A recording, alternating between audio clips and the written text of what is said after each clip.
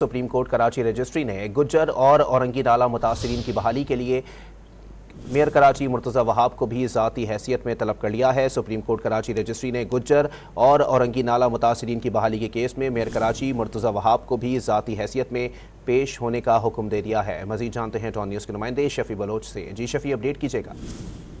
आज गुज्जर नाला औरंगी नाला मुतासिरीन की बहाली से मुतालिक जो आज केस की समाअत हुई, इस पर अदालत ने मुख्तसर तहरीरी हुक्मनामा जारी कर दिया है।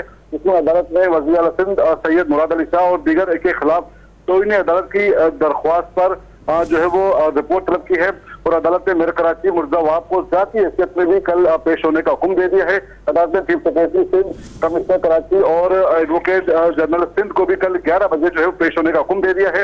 अदालत ने मुतासिरीन की बहाली के लिए 2 साल का वक्त दिया था, उस पर कहां तक अमल दरामद हुआ है उस हवाले से भी अदालत ने हुकूमत सिंध और जो है वो शहरी हुकूमत से जो है वो रिपोर्ट तलब की है और अदालत ने माहाना प्रोग्रेस रिपोर्ट भी पेश करने का हुक्म दे दिया है। जी बहुत शुक्रिया शफी बलोच अपडेट करने के लिए।